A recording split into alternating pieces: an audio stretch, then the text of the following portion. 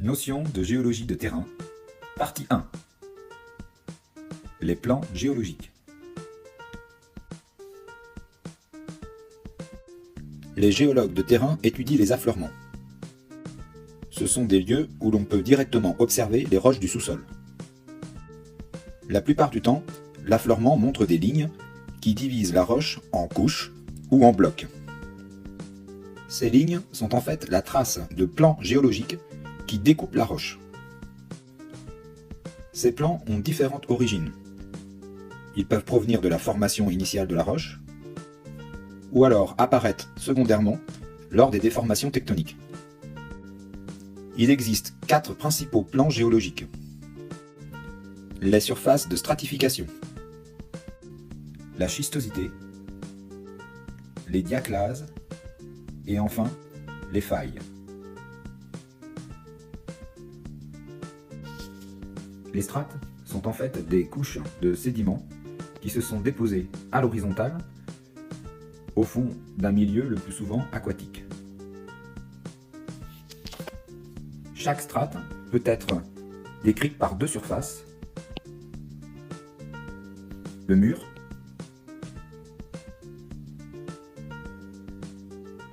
et le toit.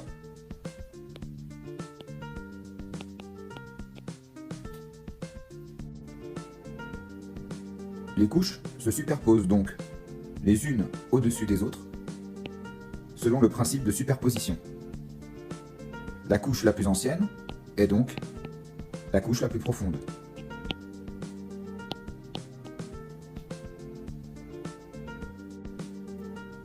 Sur leur carnet de terrain, les géologues notent les surfaces de stratification par le symbole S0. Le meilleur critère pour reconnaître S0 est de définir la nature de la roche de part et d'autre de cette surface. En général, les strates sont de nature différente. S0 sépare 2 types de roches différentes. Au cours des temps géologiques, les strates sédimentaires et les surfaces qui les définissent peuvent être déformées. Par exemple, elles peuvent être basculées ou encore verticalisées, voire plissées. Ces déformations peuvent faire apparaître dans la roche d'autres plans géologiques particuliers. Ils sont tous postérieurs à leur formation et sont souvent liés à des contraintes tectoniques dans les régions proches des limites des plaques. La schistosité fait partie de ces nouveaux plans géologiques qui apparaissent au cours de la déformation des roches. La schistosité se définit par des plans nombreux et parallèles qui traversent la roche. Ces plans se développent particulièrement bien dans les roches homogènes à grains fins, comme par exemple les ardoises. Sur le carnet de terrain, les géologues la notent S1. Les plans de schistosité apparaissent de manière secondaire quand la roche est soumise à des forces tectoniques, appelées contraintes. L'orientation dans l'espace des plans de schistosité permet de reconstituer le sens des contraintes, initialement perpendiculaires au plan de schistosité.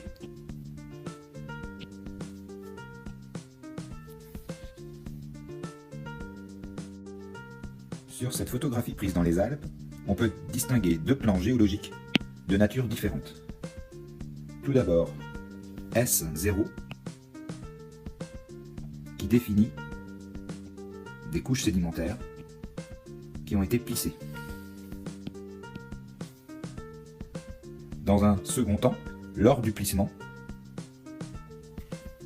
un deuxième plan est apparu, le plan de schistosité, parallèle au plan de l'axe du pli.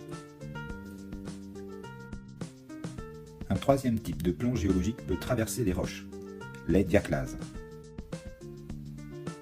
Les diaclases divisent la roche en blocs. Les diaclases sont des fractures qui traversent la roche mais qui ne montre pas de déplacement de part et d'autre, comme on peut le voir par l'absence de décalage de part et d'autre des diaclases. Les diaclases peuvent avoir une origine tectonique, mais elles peuvent aussi se former lors de la décompression quand les roches remontent vers la surface, ou lors de leur refroidissement, comme par exemple pour un granit. Il existe un dernier plan géologique remarquable, capable de recouper tous les autres dans la roche. Ce sont les failles. Les failles sont des structures très importantes pour la compréhension des déformations tectoniques qui ont lieu dans les zones de limite de plaques lithosphériques. Elles permettent de reconstituer les mouvements convergents ou divergents ou encore coulissants rencontrés dans la tectonique des plaques. Comme les diaclases, les failles sont des fractures dans les roches, mais elles montrent un déplacement des blocs qu'elles délimitent.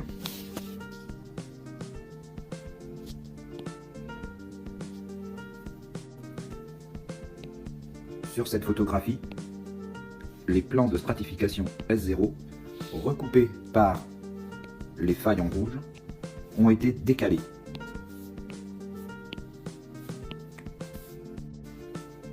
Le déplacement vertical ou horizontal de ces marqueurs de déformation se nomme le rejet. On peut ainsi définir le déplacement relatif des blocs sur ces failles, qu'on représente par des demi-flèches sur le carnet de terrain. Il existe trois types de failles. Les failles normales, les failles inverses et les failles décrochantes.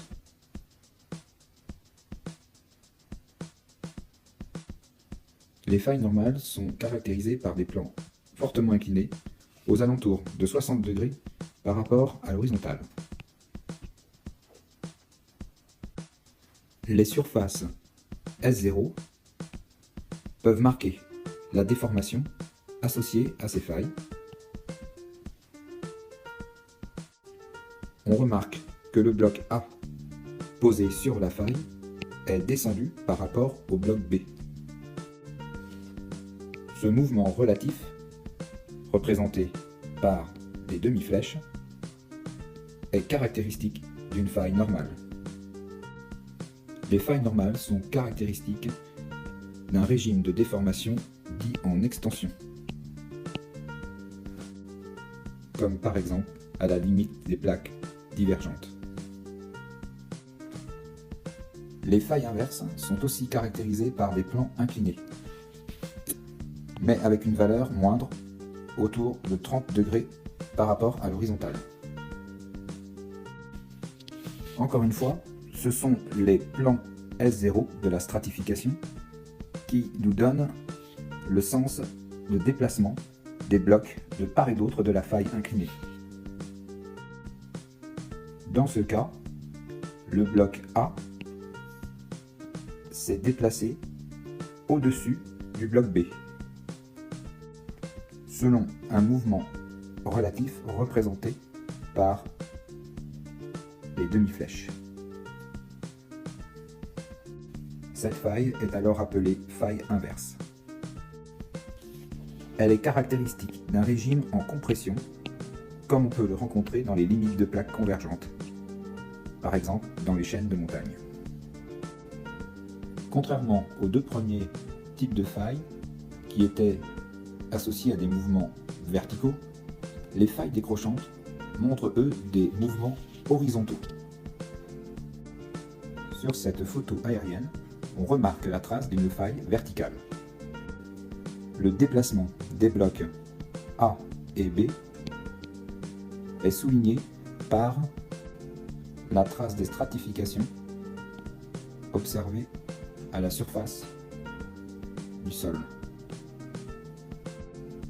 Ainsi, un observateur situé sur le bloc A voit le bloc B se déplacer sur sa droite. Dans ce cas, la faille décrochante est dite dextre. Dans le cas contraire, La faille est dite sénestre.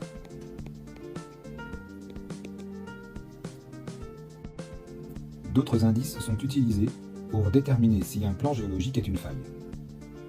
Les crochons de faille sont des déformations plissées de la stratification qui se font au plus proche de la faille. Ils permettent d'ailleurs de déterminer le sens de déplacement. Les fentes de tension sont des fractures qui s'ouvrent et se remplissent le plus souvent de cristaux de quartz ou de calcaire. Présents au voisinage des failles ou recoupées par elles ont des formes lenticulaires ou sigmoïdes.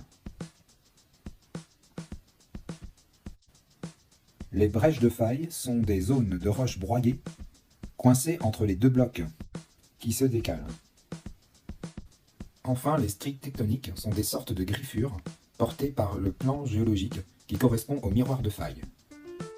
Le miroir de faille est la surface le long de laquelle se déplacent les deux blocs l'un par rapport à l'autre. Les stries tectoniques présents sur un miroir de faille permettent de déterminer la direction de déplacement des blocs l'un par rapport à l'autre. Ici, le déplacement est vertical dans le cas d'une faille normale. Sur ce miroir de faille vertical, on observe des stries tectoniques horizontales. Elles traduisent un déplacement horizontal d'un bloc par rapport à un autre, typique d'une faille décrochante.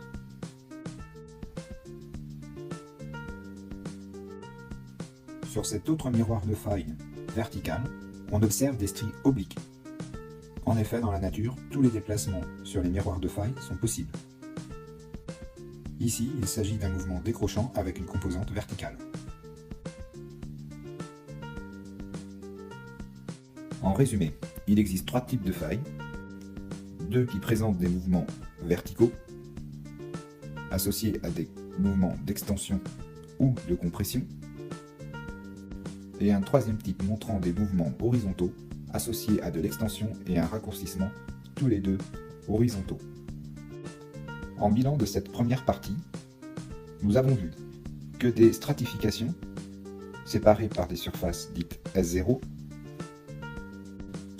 pouvaient devenir des marqueurs de la déformation. Dans un régime de compression, avec des strates qui se déforment de manière plastique, nous observons l'apparition de plis. Un pli en creux se nomme synclinal, un pli en bosse se nomme anticlinal. Avec une déformation croissante, nous voyons l'apparition de la schistosité, nommée S1. De plus, les plis sont de plus en plus déjetés, puis déversés, et peuvent même finir par casser selon une faille de type inverse, appelée ici faille de chevauchement. Dans une déformation purement cassante, le décalage des S0 permet de reconstituer le déplacement des deux blocs limités par une faille. Faille inverse en compression ou faille normale en extension, ou enfin faille de décrochement. Maintenant que nous avons appris à définir et à interpréter certains plans géologiques, dans la partie 2 de ce cours, nous allons apprendre à les mesurer. Dans la première partie de ce cours de géologie de terrain, nous avons vu comment reconnaître et interpréter les différents plans géologiques. Dans cette seconde partie, nous allons apprendre à mesurer ces plans géologiques afin de connaître leur orientation dans l'espace. Cela nous permettra de reconstituer l'origine, la direction et le sens des forces tectoniques qui ont pu les former. Pour mesurer l'orientation d'un plan géologique, nous avons besoin d'un certain nombre d'applications que vous devez préalablement installer sur votre smartphone. Tout d'abord, nous devons avoir une boussole qui permettra d'orienter le plan par rapport au nord. Un niveau qui permettra de mesurer l'inclinaison de ce plan. Et enfin, nous pouvons utiliser un logiciel de localisation par photo satellite avec des coordonnées GPS. Il existe une multitude d'applications gratuites sur Android ou Apple Store qui permettent d'avoir accès à ces fonctions. Par exemple, pour la marque iPhone, l'application Boussole permet de regrouper toutes les fonctionnalités. Au milieu, le niveau, autour la boussole, en bas les coordonnées GPS. Enfin, le carnet de terrain, un crayon à papier bien taillé et une gomme sont nécessaires pour annoter vos mesures dans votre carnet.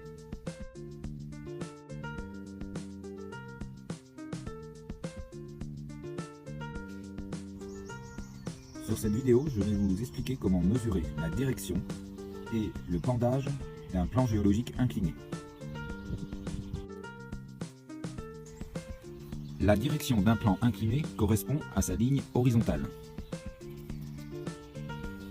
Le pendage d'un plan incliné correspond à la ligne de plus grande pente. Elle est perpendiculaire à la ligne horizontale. Pour mesurer ces deux lignes, je vais utiliser deux applications sur un smartphone. Une boussole qui intègre aussi un niveau qui permettra de déterminer la ligne horizontale. La boussole permettra de mesurer l'angle que fait cette ligne avec le nord.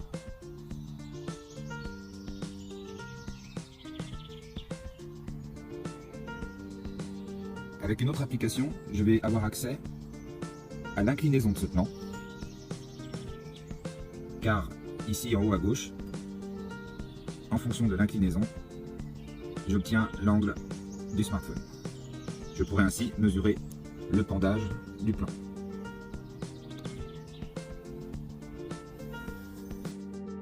Tout d'abord, je vais déterminer la ligne horizontale du plan.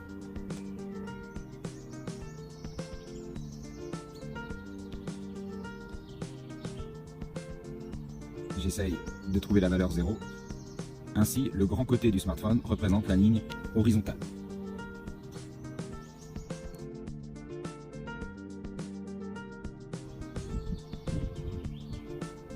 Avec la boussole placée sur cette ligne horizontale, je vais pouvoir mesurer l'angle que fait cette ligne avec le nord. Ici, je mesure 148 degrés. 148 degrés par rapport au nord. Enfin, grâce au clinomètre, je vais placer mon smartphone perpendiculairement à la ligne de direction, c'est-à-dire le long de la ligne de plus grande pente, et je mesure ici un angle d'environ 28 degrés 5.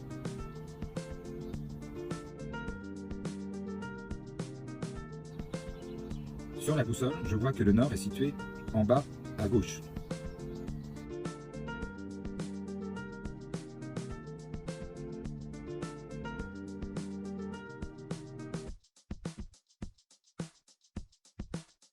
Cela veut donc dire que le plan incliné au second plan, ici, est incliné vers l'ouest, ici.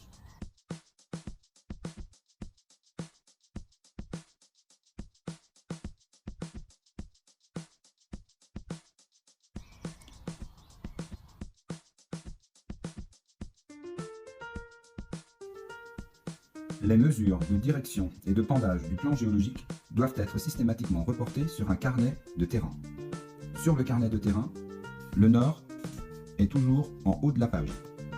Ainsi, on peut replacer les 4 points cardinaux, l'est, l'ouest et le sud. Pour représenter la direction, nous devons tracer un trait qui va montrer un angle comparable à celui mesuré sur le terrain par rapport au nord. Tout à l'heure, nous avons mesuré un angle d'environ 148 degrés. 148 degrés, c'est donc un angle qui a environ cette valeur. Donc sur le carnet, nous pouvons faire un trait de 148 degrés par rapport au nord. Pour la direction de pendage, le pendage est perpendiculaire à la direction. Nous avons deux possibilités, ou à gauche ou à droite du trait de direction. Nous avons mesuré tout à l'heure sur le terrain que le pendage allait vers l'ouest, c'est-à-dire de ce côté du trait de direction. Nous représentons donc par un trait plus court, perpendiculaire, le pendage. Et nous indiquons l'angle mesuré sur le terrain d'une valeur de 28,5 degrés. Voilà comment nous notons les valeurs sur le carnet de terrain.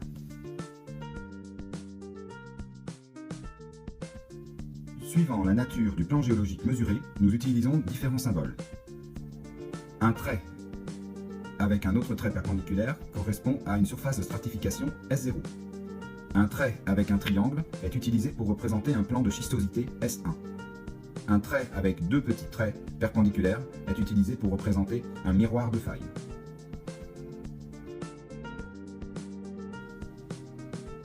À l'issue de cette seconde leçon, nous avons vu comment caractériser un plan géologique. Nous devons mesurer deux lignes. La ligne horizontale, appelée direction du plan, et la ligne de pendage qui montre l'inclinaison de ce plan. Afin d'être efficace sur le terrain, je vous propose de prendre n'importe quel manuel, de l'incliner sur votre table et grâce aux applications installées sur un smartphone, d'essayer de caractériser ces deux lignes et de les représenter sur un carnet de terrain. Dans la leçon suivante, nous allons travailler sur le croquis d'un affleurement. Les affleurements sont les lieux où l'on peut observer les roches du sous-sol. Une des méthodes pour les étudier est de réaliser un croquis de terrain. Pour réaliser un croquis sur le terrain, vous avez besoin d'un crayon à papier bien taillé, d'une gomme, de quelques crayons de couleur, un carnet de terrain et enfin une boussole ou un smartphone équipé d'applications. Dans une première étape, il s'agit de définir un cadre pour le croquis. Par exemple, définir les éléments qui seront au premier plan, au second plan, ici, l'affleurement rocheux, et au troisième plan, derrière, une terrasse rocheuse. On peut aussi représenter de manière schématique les éléments de la végétation, posés sur le sol, ici au-dessus, ainsi que, au premier plan, les petits buissons qui peuvent nous servir de référence pour localiser les objets géologiques. À l'aide d'un trait plus appuyé, on peut maintenant dessiner la trace des principaux plans géologiques qui traversent l'affleurement. Ce premier plan est une faille. Il recoupe des stratifications qui sont décalées le long de cette faille.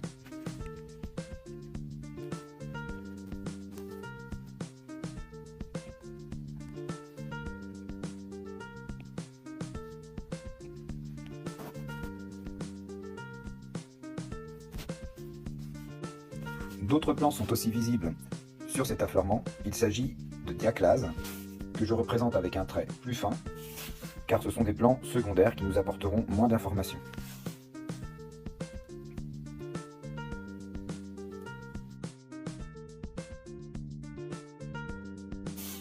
Ajouter des légendes, c'est par exemple ajouter des couleurs pour les différentes roches rencontrées sur cet affleurement.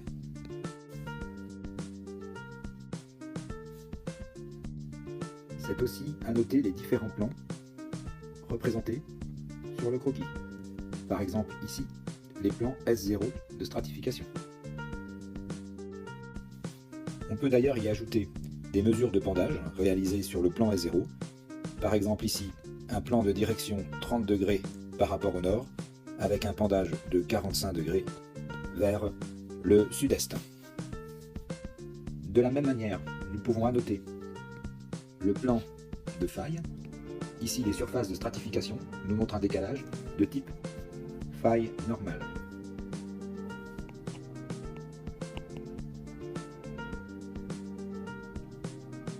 Nous pouvons rajouter un signe de pendage, ici de 20 degrés nord pour un pendage de 40 degrés nord-ouest. L'échelle peut être donnée par une personne ou un objet dont on connaît la taille. Par exemple, cette personne mesure 1,70 m.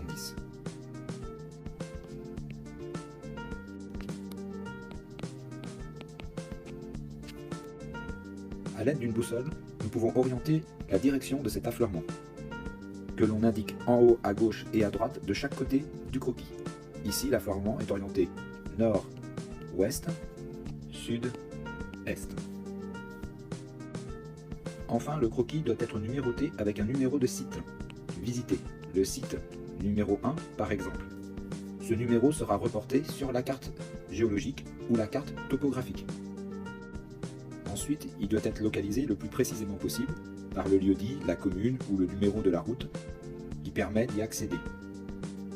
De manière encore plus précise, on peut rajouter des coordonnées GPS en longitude et latitude.